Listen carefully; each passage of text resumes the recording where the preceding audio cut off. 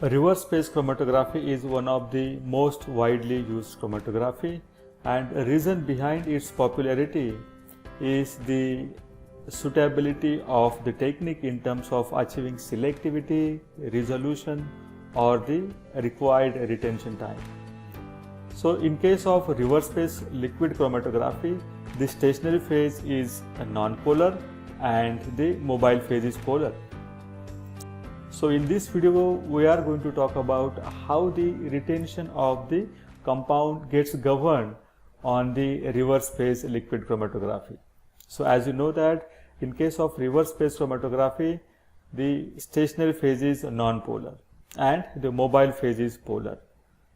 So as per the rule of like attracts like, the non-polar compounds will get more interacted on the non-polar stationary phase, and as the non-polar compounds interacts for longer time on the non-polar stationary phase, the compound will retain for the longer time on the stationary phase, and hence the compound will elute late into the reverse phase liquid chromatography. But in case if the compound is polar, and as you know that in case of RPLC, the stationary phase is non-polar. So the polar compounds will not interact for longer time with the non-polar stationary phase, and because of this the compound will not retain on the stationary phase for longer time, and hence it will elute fast in the reverse phase liquid chromatography. So this is how the compound will get retained for longer time or for shorter time based on its polarity. Now let us understand, if the compound is non-ionic. If the compound is non-ionic, the compound will be in its highest non-polar form, and hence the non-ionic compound will retain for a longer time as compared to its polar version. So once the same compound gets under ionization, that compound will become polar. And as the compound now is in polar form, that will not retain for longer time into the reverse phase liquid chromatography. Now how will you understand whether the compound is into polar form or the compound is into a non-polar form?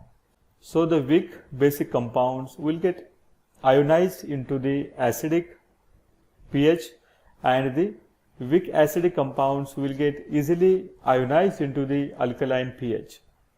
Let us understand this concept with the help of simple example. Assume that you have a compound which is weak basic with the pKa value of 4, and hence it is very easy to understand, if you keep the pH of the mobile phase equal to 4 at pH is equal to pKa, your compound will be half ionized. The 50% of the compound will be in non-ionic form and the 50% will be into ionic form. The moment you further decrease the pH, let us say 3, probably you will have 99% of the compound into ionic form and maybe 1 or 2% into non-ionic form. So the lesser you go, the more ionization of the compound will take place, and hence you will have the highest retention of this basic compound at alkaline pH mobile phase. However, the retention time will start decreasing once you decrease the pH towards the acidic side. So this is how the retention time of same compound can be changed with the help of change into the mobile phase. Just make it non-polar, you will have the highest retention for the compound. If you want to reduce the retention time, just convert that compound into polar form. Ionize the compound by changing the pH and you will have the lesser retention time. So this is how the retention time can get altered into the reverse phase chromatography just because of the change in the polarity of the compound. But this is not the only one way to alter the retention time of the compound, and there are multiple ways to do that. and we will discuss about those different ways in another videos. Thank you and bye bye.